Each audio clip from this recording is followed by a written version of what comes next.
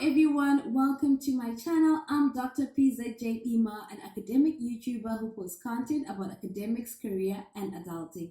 In today's episode, I'm going to be speaking to you about 10 tips you can apply if you want to complete your master's by coursework and dissertation or a PhD in record time. I based this presentation on my personal experience finishing a master's by coursework and dissertation in 8 months and completing a PhD in just under 3 years.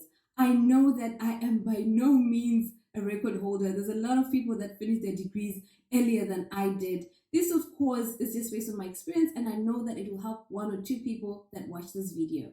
All right, so in terms of any degree that comes with coursework and research, make sure you preview the curricula, pick courses that are mostly in your first semester so that when you start off the second semester, you are already focusing on the research component so that you'll be able to complete your degree faster.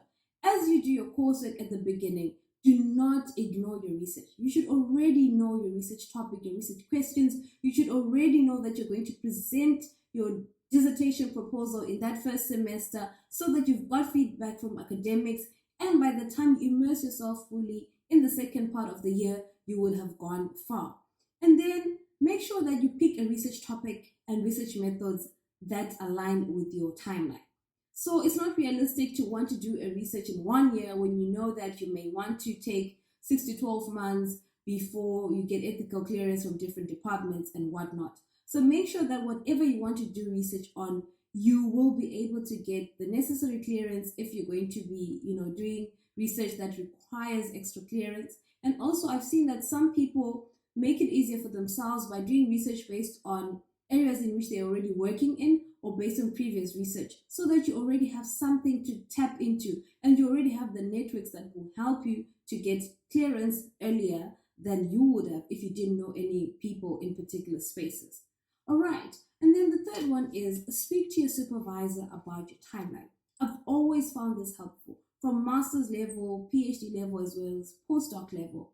If you let your supervisor know that you want to finish this degree within so many months or within so many years, they are aware that you will need their help perhaps earlier than they would have rendered that help. So they also create space, headspace, as well as time to be able to read your drafts and to give you further guidance. However, they can't just support you if you're slackish. So make sure that whatever plan you present to them, you work according to it. And that brings us, of course, to the next point. Work ahead of schedule. I always develop timelines and I make sure that I work at least 2 weeks ahead of that, or at most a month, ahead of the schedule, so that whenever something comes up, so for example, if I get sick, there's a funeral at home, or something just goes wrong with the research, there is ample time for me to cover up for it. Don't create deadlines which you're going to stick to as they are on paper, because that might be a recipe for disaster and you may never be able to meet your timelines. All right. Now, number 5 is make sure that your research topic is narrow enough and that you don't have too many research questions and that most of the data you need is readily available. What do I mean by this? Some topics are very new, so it's difficult to find literature and you may have to do a lot of work in terms of fieldwork. And because there are no studies that resemble what you are undertaking, it may be more difficult for you to even compare the data you collected to the data that is already available. So I'm not saying pick an easy topic.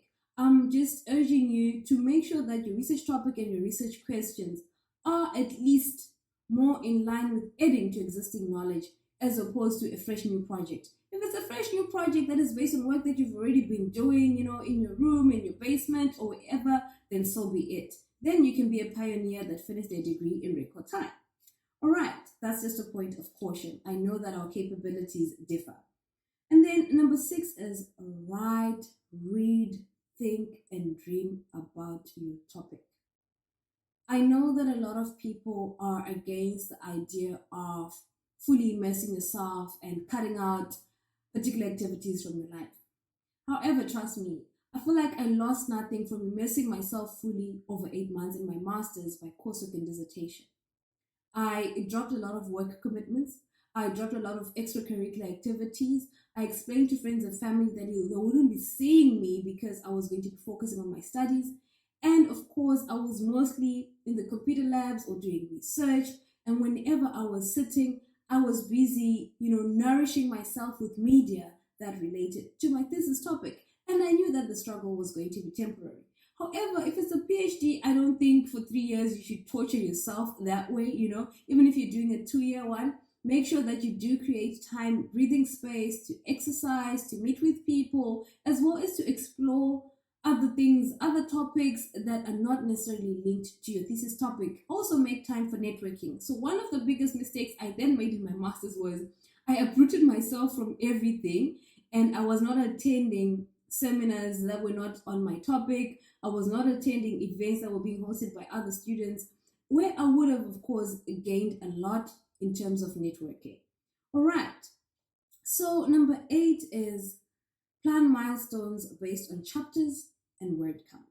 I think that it's easier for you to work knowing that you have written 10,000 towards 50,000, you've written 30,000 towards 70,000. And usually what needs to happen is, because you have research experience, try and imagine your thesis beforehand. Know how you want to distribute the 25,000 words for your master's dissertation, or how you want to distribute your 80,000 words for your PhD. Of course, the outcome may not resemble your initial plan, but you at least know that you are exerting yourself towards a particular word limit for each particular chapter. Sometimes you find out that some chapters might end up being shorter, some might actually end up being longer than you predicted, but it actually does help to already have a framework to work with. And then number 9. This is a common phrase. A good thesis is a finished thesis. I never used to believe in this, but there comes a time when your brain feels saturated, or you just realize that for this particular research project, you feel like you are done. And if you try to overexert yourself, you might just end up beating about the bush or adding on things that broaden your research, and then your initial research question doesn't make sense. Have confidence in yourself. Have confidence in that first draft. Send it out, get feedback on it. And then only if then you are told that you have not provided sufficient, information, then go back to the drawing board. Otherwise, if a supervisor is content and they think that your thesis is finished, then it's a good thesis, because most of the time they would not send out something for supervision, for external examination, if it is not good enough. So a good thesis is a finished thesis. If you want to add on, please feel free to do that while you're waiting for your results, or for when you get back your results and just want to add on to the body of existing knowledge, then you can, of course, prepare a more excellent, paper. And then towards the end, number 10, submit drafts well ahead of time. I personally benefited because I have people within my family or within my circles that I could distribute my work to, so that they could read this work and give me feedback on it. So what it did was, it already gave me confidence in terms of dealing with feedback. By the time my supervisor was reading his own draft, I already had feedback that I was working with. And what really worked best was, I gave these theses and dissertations to people that were not in my field. That's valuable information, especially because you also want to produce work that, yes, is rigorous academically, but that is relatable, or that can be read and understood by someone who is not particularly from your field or sector. And I think, just to add a bonus, is to say that if your plan doesn't work out, don't beat yourself about it. Already planning to finish in record time means that you are far from finishing within a decade, where you would have finished in 3 years. You will at least fall into the 4 or 5 year bracket. If it was for 8 months, you might at least fall into the 1 year or 1.5 years bracket, which is still under the 2 years. So I wish you all the best in your research. Let me know what you think about these recommendations. If you've got extra tips that you want to share, please feel free to add them in the comment section. If you've already subscribed to this channel, thank you so much. If you've not, I encourage you to do so. Spread the word about the channel. I'll see you in the next one. Bye.